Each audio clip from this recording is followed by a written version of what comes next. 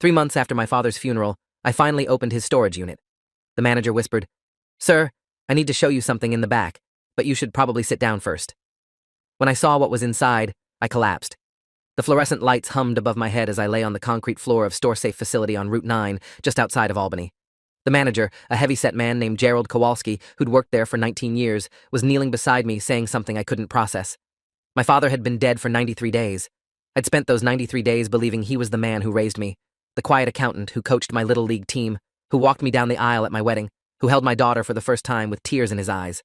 Now, I was staring at the contents of Unit 247 and realizing I'd never known him at all. The unit was 10 feet by 20 feet, climate-controlled, the kind people rent for valuable furniture or documents that can't handle humidity. What I saw inside wasn't furniture. It was evidence. Boxes upon boxes of files, photographs, newspaper clippings spanning 4 decades, a wall of corkboards covered in notes and string-connecting faces I didn't recognize, a laptop that was still plugged in, still running, still displaying a database of names. And in the center of it all, a single photograph that made my knees give out, a photograph of a woman I'd never seen holding a baby I instantly recognized. The baby was me. My name is Daniel Ashworth. I'm 41 years old, a high school history teacher in Schenectady, married to my wife Rebecca for 15 years, father to 2 daughters, Mia who's 12 and Sophie who's 9. I grew up in a small house in Latham, New York, the only child of Richard and Evelyn Ashworth. My father was a certified public accountant who worked for a mid-sized firm called Brennan Financial Services for 37 years. My mother was a librarian at the county library until she passed from breast cancer when I was 23. They were ordinary people living ordinary lives, or so I thought until the morning my father collapsed in his kitchen from a massive stroke and died before the ambulance arrived. The funeral was small.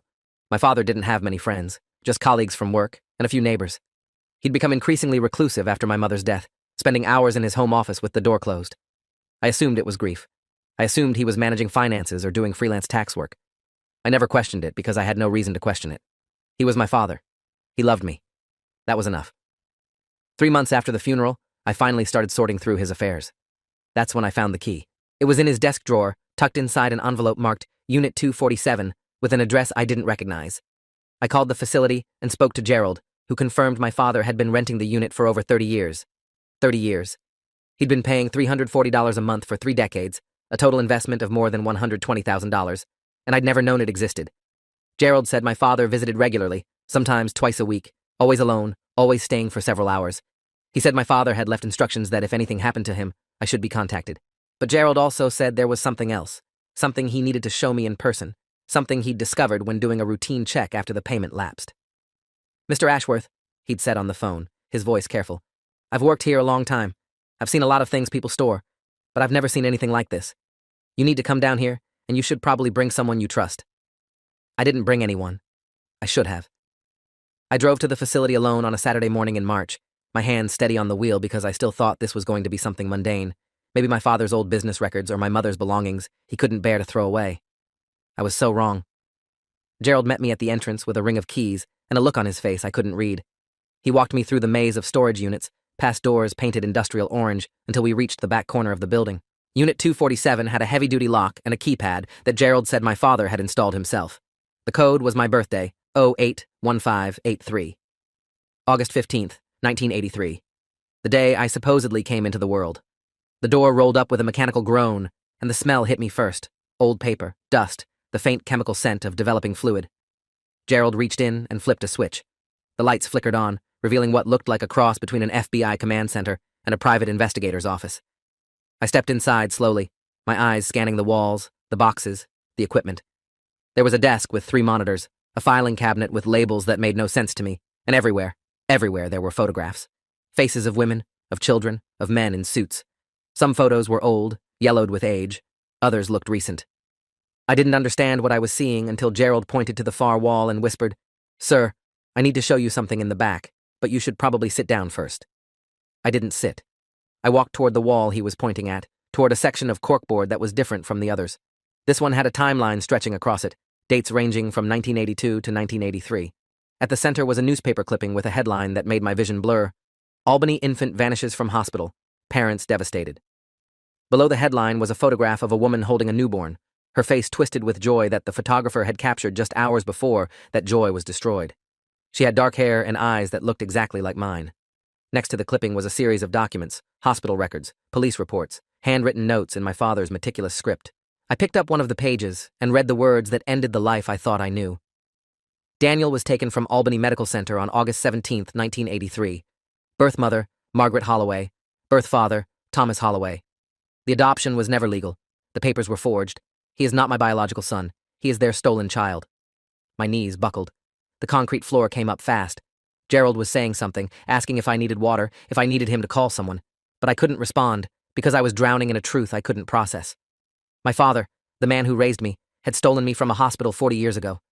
The next few hours exist in my memory as fragments. Gerald helped me to a chair he brought from the office. I read through more documents, each one a new wound. My father's notes were thorough, almost obsessive, spanning decades of investigation into what he'd done and the family he'd taken me from. The Holloways, Margaret and Thomas, had searched for me for years. They'd hired private investigators, appeared on local news programs, started a foundation for missing children. They'd had 2 more children after I was taken, a son named Philip and a daughter named Grace, siblings I never knew existed. Margaret had died in 2019, just 3 years before my father. According to his notes, she'd never stopped looking for me. She'd spent the last weeks of her life asking her husband to promise he'd keep searching. And Thomas Holloway was still alive, living in a retirement community in Saratoga Springs, just 45 minutes from where I stood. My father's notes explained everything, his motivation, his method, his decades of guilt that he'd channeled into this bizarre shrine of documentation. He and my mother, Evelyn, had tried for years to have children. When they were told conception was impossible, they'd looked into adoption. The process was long, expensive, invasive. They were rejected twice due to financial concerns. And then, according to his notes, my father saw an opportunity. He'd been at Albany Medical Center visiting a colleague who'd had surgery. He'd wandered into the wrong wing, found himself near the nursery, and seen a baby that looked like he could be mine. That baby was me. His notes described how he'd returned the next day, studied the nurses' schedules, identified gaps in security. He'd come back on August 17th wearing scrubs he'd purchased from a medical supply store. He'd walked into the nursery during a shift change, picked me up, and walked out. No one stopped him. No one questioned him. He drove me home to Evelyn, who he'd told that the adoption had finally come through. He'd forged birth certificates, adoption papers, everything needed to create a new identity for a stolen child. Evelyn never knew. She died 17 years later, still believing I was legally adopted, still believing the lie my father had constructed so carefully. But my father knew. He'd lived with that knowledge for 40 years, and instead of confessing, he'd built this archive. He'd tracked the Holloway family's every move, collected every news article about their search for me, documented every milestone of their lives. He knew when Philip graduated college. He knew when Grace got married. He knew when Margaret was diagnosed with cancer. He knew everything, and he'd told no one. I called Rebecca from the storage unit.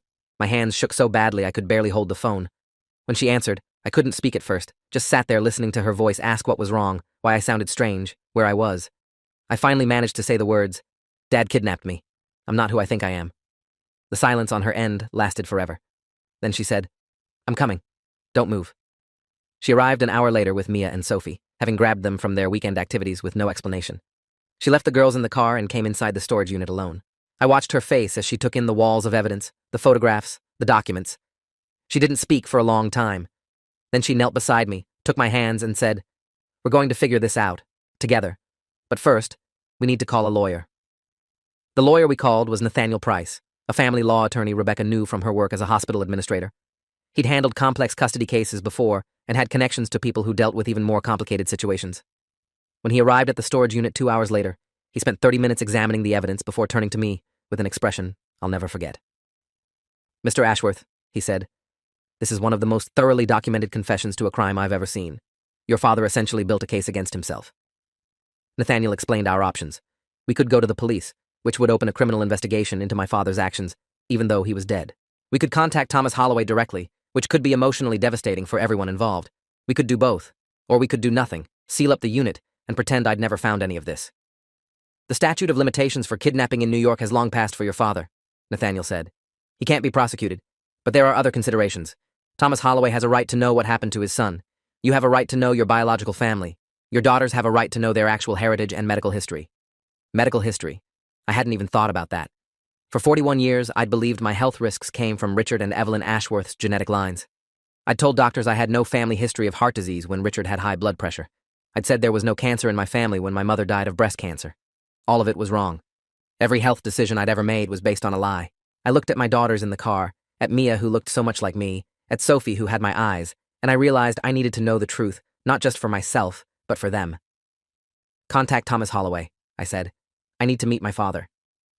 Nathaniel reached out to Thomas Holloway through a carefully worded letter that explained the situation without revealing all the details. He said a man had come forward with information about the 1983 kidnapping and wanted to meet. Thomas's response came within 48 hours. He called Nathaniel's office and said he'd been waiting 40 years for this call. The meeting was arranged for the following Saturday at Nathaniel's office in downtown Albany. I spent the week in a fog, going through the motions of teaching, of parenting, of being a husband, while my entire sense of self disintegrated beneath me. I looked in the mirror and saw a stranger. I looked at photographs of Richard Ashworth and felt rage so intense it scared me. He'd stolen me. He'd stolen 40 years of my life, 40 years of my biological parents' lives, 40 years of relationships with siblings I should have grown up knowing. And he'd died before I could confront him, before I could ask why, before I could tell him what I thought of what he'd done. The coward had escaped, leaving me to clean up his destruction. Thomas Holloway was 78 years old with white hair and hands that trembled as he walked into Nathaniel's conference room. He was accompanied by his son Philip, now 43, and his daughter Grace, now 39. They sat on one side of the table. I sat on the other with Rebecca. For a long moment, no one spoke. Then Thomas leaned forward, studied my face, and started to cry. "You have her eyes," he said. "Margaret's eyes. I knew it the second you walked in." He pulled a photograph from his pocket, a copy of the same image I'd seen in the storage unit, the one of Margaret holding me in the hospital. "She never stopped looking for you. Not once. Every lead, every tip, every false hope, she chased them all. When she was dying, she made me promise I'd find you. I promised her I would." His voice broke. "I'm just sorry she's not here to see this." I didn't know what to say. I'd prepared speeches in my head all week, explanations and apologies and questions. But sitting across from this man who'd spent 40 years grieving a child who was alive the whole time, words seemed pathetically inadequate. So I just said, "I'm sorry. I didn't know. I just found out a week ago." The meeting lasted 4 hours. Thomas and his children told me about the family I should have had. Margaret had been a kindergarten teacher who loved gardening and couldn't carry a tune but sang anyway. Thomas had been an electrician who built model trains as a hobby and coached youth hockey for 20 years. Philip was a veterinarian with 3 kids of his own. Grace was a social worker who'd specialized in missing children cases, inspired by what happened to her brother. They showed me photographs, hundreds of them, images of birthdays and holidays, and ordinary moments I should have been part of. There was a photo from Christmas 1990 where Margaret was holding up a stocking with Daniel embroidered on it. She'd kept buying presents for me every year, wrapping them, putting them under the tree, then donating them to children's hospitals because she couldn't bear to keep them. 40 years of Christmas presents for a son she never stopped believing would come home. When I saw that stocking, something inside me shattered completely. I excused myself to the bathroom and sobbed until I couldn't breathe. The DNA test was a formality, but we did it anyway. The results came back in 5 days, confirming what Thomas already knew from looking at my face. I was Daniel Thomas Holloway, born August 15, 1983, kidnapped 2 days later, raised as Daniel Richard Ashworth by a man who'd stolen me from my crib. The legal implications were complex. Nathaniel connected us with a criminal attorney named Victoria Brennan who'd handled cold cases before. She reviewed my father's documentation and confirmed that while Richard Ashworth couldn't be prosecuted posthumously, there were other matters to address. The forged documents he'd created were still on file with the state. My birth certificate, my social security records, everything about my legal identity was fraudulent. "You have 2 options," Victoria explained. "You can petition to have your records corrected to reflect your true identity, or you can maintain the Ashworth name while adding documentation acknowledging your biological origins. Either way, this is going to involve a lot of paperwork and probably some media attention." Media attention. I hadn't thought about that either. The story broke 3 weeks later when a reporter named Patricia Kimura from the Albany Times-Union somehow got wind of the cold case being reopened. She called Nathaniel's office asking for comment on the Holloway kidnapping development. We tried to control the narrative, releasing a statement through Victoria that confirmed the basic facts without going into detail about my father's archive. It didn't matter. Within 48 hours, the story was everywhere. Local news, national outlets, true crime podcasts asking for interviews. Baby stolen 40 years ago, found living miles from birth family. Accountant's secret double life revealed after death. Kidnapped infant reunited with father decades later. Every headline was a fresh wound. Every article contained speculation about Richard Ashworth's motivations, about Evelyn's possible involvement, about whether I'd known all along. Anonymous commenters suggested I'd been in on it, that I was trying to get inheritance money from the Holloways, that the whole thing was somehow a scam. The cruelty was breathtaking. I stopped reading after the first week, but the damage was done. My daughters were the hardest part. Mia and Sophie knew something was wrong, had known since the day Rebecca pulled them from their activities to drive to a storage facility in the middle of nowhere. We'd tried to shield them from the details, but kids hear things. Kids read things. Sophie came home from school one day crying because a classmate had told her that her grandfather was a baby stealer. Mia stopped talking to me entirely, retreating into her room, refusing to discuss anything related to the situation.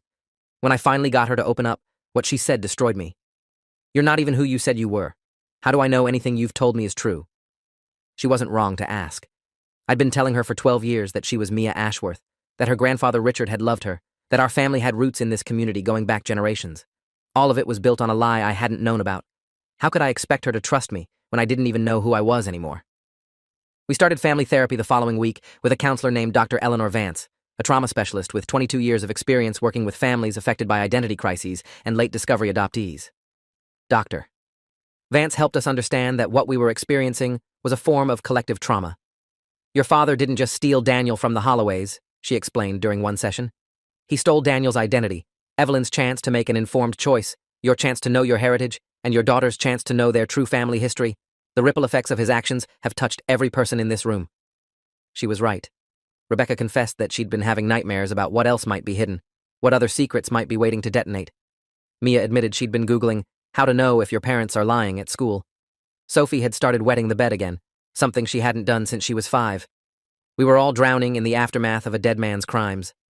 Dr. Vance worked with us for 6 months, helping us develop coping strategies, communication techniques, and ways to integrate this new reality into our family narrative.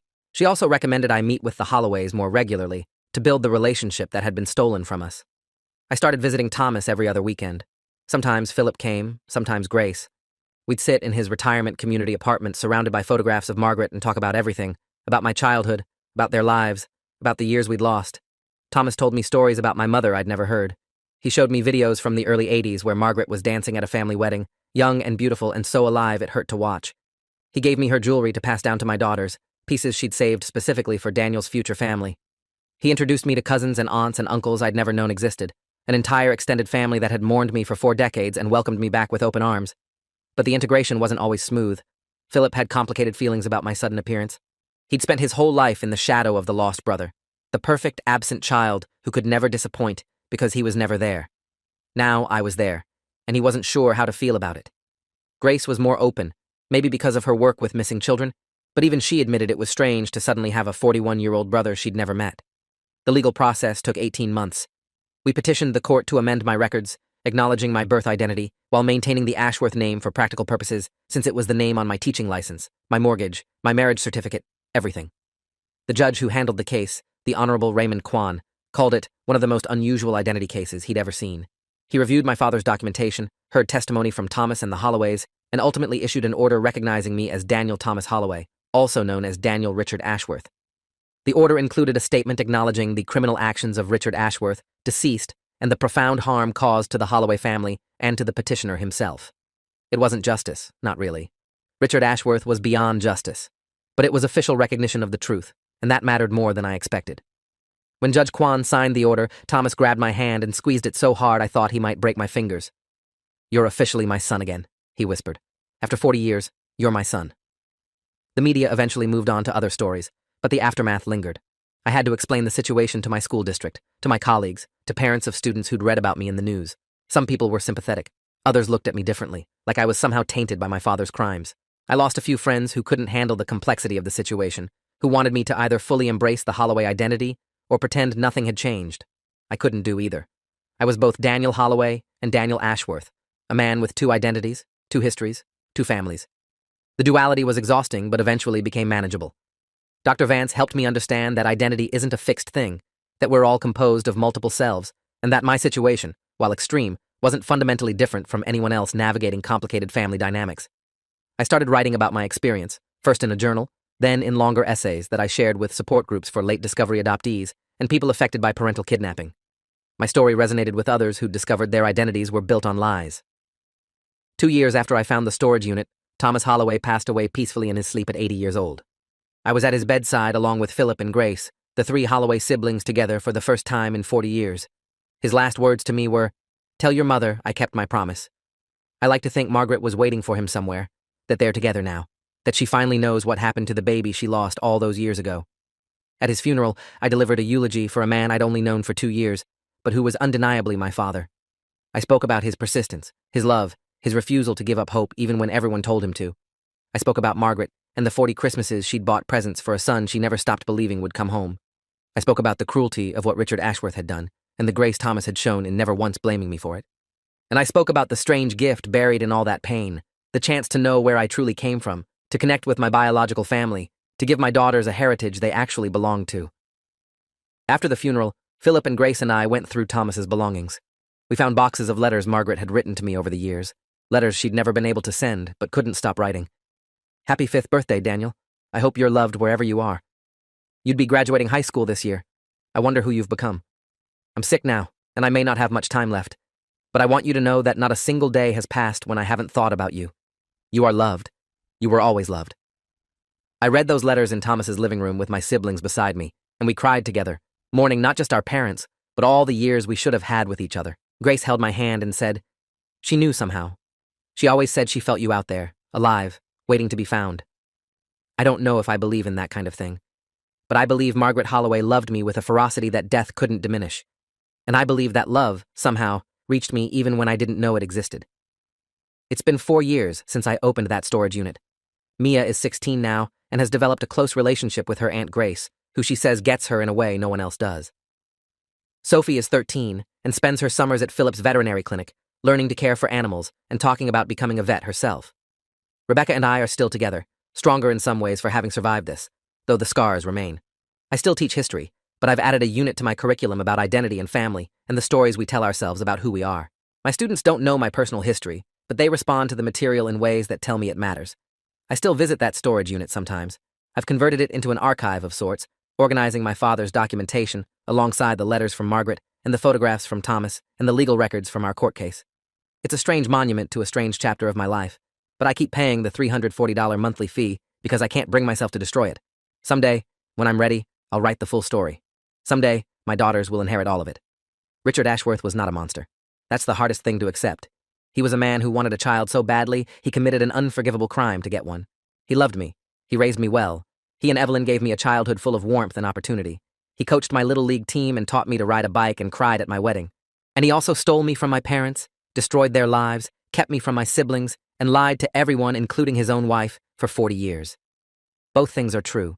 He was my father in every meaningful way except the biological one, and he was also a kidnapper who caused incalculable harm. I've stopped trying to reconcile those two truths. I just hold them both now, the love and the betrayal, the gratitude and the rage. They coexist inside me the way my two names coexist on legal documents, the way my two families coexist in my life. I am Daniel Ashworth, the man Richard raised. I am Daniel Holloway, the son Margaret never stopped searching for. I am both, and I am neither, and I am somehow, finally, starting to be okay with that. The storage unit manager, Gerald Kowalski, retired last year. Before he left, he sent me a card thanking me for being the kind of person who deserved to know the truth. I didn't know how to respond to that. Did I deserve it? Would I have been happier never knowing? The questions don't have answers. What I know is this.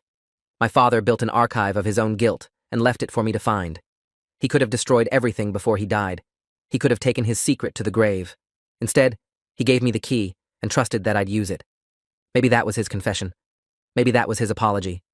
Maybe it was just cowardice, an inability to face me while he was alive, but a desire to be known after he was gone. I'll never know for sure. He's gone, and the dead don't explain themselves. But I like to think that somewhere in the 40 years of deception, the man who raised me felt remorse for the man he'd become. I like to think he wanted me to know the truth. I like to think he hoped I'd find my way back to the family he stole me from. And I did. After 40 years, I finally came home. Thanks for watching till the end. Make sure to subscribe and like to not miss the next story.